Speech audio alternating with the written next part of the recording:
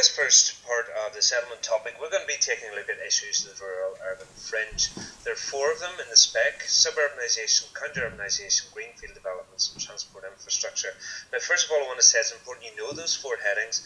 They'll probably not be referenced in the questions, but they will come up in the mark schemes, and the examiners will expect you to be able to make reference to them. So make sure you learn them: suburbanisation, counter-urbanisation, greenfield developments and transport infrastructure. The other thing to say about exam requirements is that these questions very often require reference to places for illustrative purposes. Now, there'll be no case study requirement here, but you do need to be able to refer to places. If you don't, I'm afraid you're going to drop down into level 2 very, very quickly. So the purpose of this tour is to take you on a tour around the places that are mentioned in your notes, to give you a wee bit more of a sense of where these places are, and hopefully this is going to help to lock this into your head a little bit more. So we start off with an overview of Belfast. Here's some of the places we're going to be visiting, and the area around it is the kind of commuter zone, that rural-urban fringe. So if we go in, first of all, into the centre of Belfast, into the inner city area where the 19th century industry would have been located. This is the site of Harland and Wolff. It's since been redeveloped as part of the Titanic Quarter. This is before it was done so. And it shows you where the industry was located, right in the heart of the inner city. Now, the houses that were built, where did these people live? They lived very, very close by, within walking distance, in these 19th century terraced houses. So that would have been your kind of 19th century, early 20th century Belfast. The inner city was then at the edge of the city, and the houses were within walking distance of the actual employment in the centre. Okay, so that's still part of the city. Now we start our movement out into the rural-urban fringe by taking a look at the suburbs. Now let's zoom back out again till we see Belfast, and it's the extent to which it goes, and we're going to come into some of the suburbs that were amongst the first that were built. These are some of the 1930s, 1940s, 1950s onwards, some of these suburbs. So if you take a look at these houses, they would have been built in what would have been greenfield sites at the time. There wouldn't have been anything there. And the city was spread outwards. There were bigger houses, semi-detached houses, bigger gardens. And what prompted that was the improvements in transport infrastructure in Belfast, the tram system, and then subsequently some of the private cars that would have been built. And these, as they sprawled out into some of the surrounding villages like Ballymacart and subsumed them into the greater Belfast area. And that was the start of this process of suburbanisation. Since then, Belfast has expanded out even further than that. When we come back out again and get the overview, you can see just how big that urban area is in Belfast. So that was us in East Belfast. The next thing we're going to do is go up to North Belfast, because as people started to move into the suburbs, employment tended to follow them. Now we go right up to the very north. This is actually part of Newton Abbey, but it's still the greater Belfast urban area. And this is an industrial estate that's built out in the suburbs there. So you had industrial estates following out employment, and also you had retail following out. Again, in Newton Abbey, just north of Belfast, built, still part of the sprawl. This is Abbey Centre, one of the first kind of edge of town retail outlet areas that have been built out in the suburbs. So these are some of the issues of suburbanisation. You have the city growing outwards, and that brings us to the issue of urban sprawl. As the city grew outwards, it started to grow into the surrounding settlement. Again, as I say, we're looking here at Newton Abbey. This isn't properly Belfast, but it's part of that greater urban sprawl. And it created some management issues. So how was this managed? The first thing was the creation of a green belt around about the edge of the city, to try to stop the growth from just sprawling further and further out. This was a band of around the urban area in which development would be severely restricted, set up in Belfast in the 1960s and was successful for a time. However, the pressure for housing led to increasing pressure on the Greenbelt being land released for housing.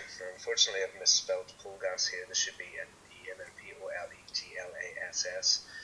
But this is an example of some Greenbelt land that was released for public housing, for housing executive housing, in around about the 60s, 70s, that kind of time. But following this, it wasn't too long before land was released for private developers for development as well. So the Greenbelt still exists, but it's under pressure all the time.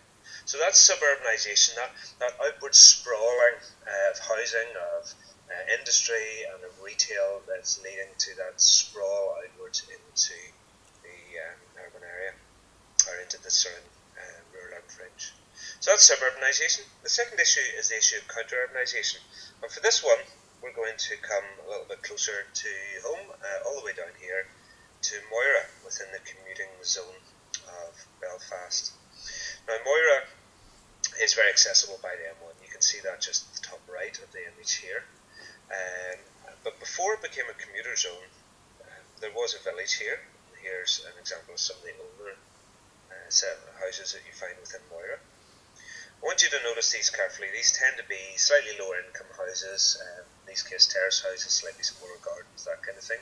So the original inhabitants of places like Moira would have typically been slightly lower socioeconomic groups, lower social or lower income groups. In contrast, however, to the people that tended to move out. You need to come over here just a little bit and you see some of the new housing that is being built in Moira. Much larger houses, much more room around them, because these are built for people of much higher income. The people who moved out of the cities tended to be of higher socioeconomic groups. They perhaps had families and wanted a little bit more space, a little bit more room, a slightly less phonetic environment in which to raise their children. So they would have moved out here and commuted into Belfast for work. Now, one of the issues this is to change the character of the village somewhat. The village becomes a lot bigger, it's a lot more anonymous, but the kinds of people that live here tend to be of higher socioeconomic groups. That can lead to things like house price inflation. It pushes the price of the houses up because Moira becomes more desirable, and that means then that you'll have maybe the next generation of people who are the original inhabitants of Moira can't afford the houses there anymore, and they're kind of forced out. So it changes the character of the village. It's one of the issues of suburbanisation or of counter-urbanisation. But in addition to that, because these villages tend to be commuter villages, they're very often built close to motorway junction like this one in Moira. And in theory that should make them very accessible, but you'll know of course that Moira is very, very much affected by traffic congestion, not only for the people who live in Moira itself, but you have some other villages, Warrenstown and so forth, that have also become counter-urbanised villages, and people tend to feed through Moira in order to get to Belfast, or to the M1 to get into Belfast. That can lead to significant delays for people travelling in and out of Belfast in the rush hour. So that's suburbanisation. Secondly, counter-urbanisation. The third of the issues that we look at is greenfield developments. For this one, we're going to come to Sprucefield. Now, greenfield developments, we've already mentioned them. These are developments that can be built on previously undeveloped sites, or quite literally green fields. Now, there's been a lot of pressure for this within the rural urban fringe around about Belfast. Sprucefield is one of them. They can be controversial not only because of the physical impact they have on the environment, but also because of the knock-on pressures of these out-of-town shopping centres can put pressure on some of the shops in the centre of the towns because of the competition of these other places, like Sprucefield at the edge. We can come back here also for the greenfield developments back to Moira, because just like Belfast, Moira has a greenbelt around it, but there is increasing pressure on that greenbelt for land to be released for new developments to be built against some of these higher income houses that are built on entirely green fields. These are pressures that are causing sprawling out of some of the commuter settlements as well. So that's suburbanisation, counter-urbanisation, greenfield developments, and the last one is the transport infrastructure. It was improving transport that encouraged counter-urbanisation in the first place, but as more and more people moved out, you got increased demands for being placed on that transport infrastructure. In the case of Belfast, it's the well-known congestion that you get as people move in and out during the rush hour of Belfast. So one of the things that the authorities have tried to do here in Belfast is to extend the motorway here. We're back up into Belfast itself. The M1 used to be 2 lanes, it's now 3 lanes to try and increase the capacity of the road. Now, that might increase the capacity, but very quickly new roads get filled again, and you can also have issues with pollution of the cars travelling there. Many others argue that you need more sustainable transport solutions, using some public transport network, but even these can be somewhat controversial. If we take a zoom out again in Belfast, I'm going to take you to what's called the Cumber Greenway over here in the east of the city. Zoom in and see what it is. The Cumber Greenway is the line of actually what is an old, now disused railway line that has been recently brought into use again as a public park, as a landscape public park. And you can go all the way from Belfast here, from the centre of Belfast, right out to Cumber in County Down.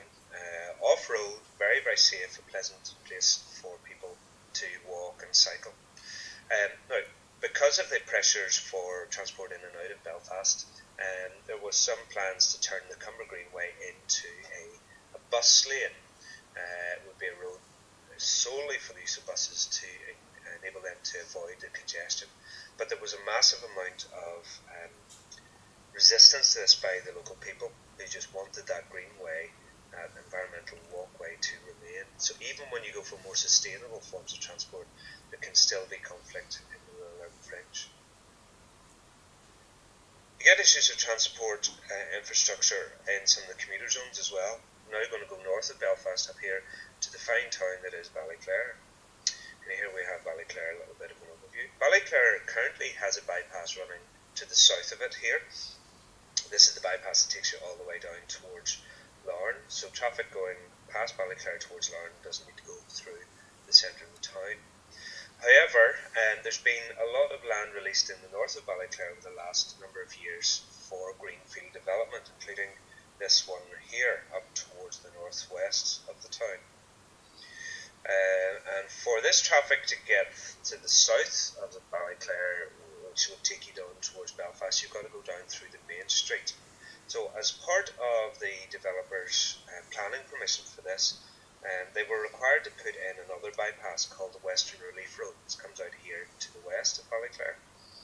And you can see the marking on there, the two little pins that show you the route of it. This is where it begins, here. And it was meant to run across that floodplain. There's the river in the background, right across the floodplain. Here we go, crossing, you'll see the river. Past some of these fields up to this other road here. That was the first phase of it that was due to go ahead. Now, in order to locate that road, it was mostly in a rural area, but there was one house that happened to be in the route of the proposed bypass. That house had a compulsory purchase order put on it. They had to sell the house was knocked down. In addition to that, there were some issues whenever environmental impact assessments were being carried out for some habitats within this floodplain, this area here that we're flying over again.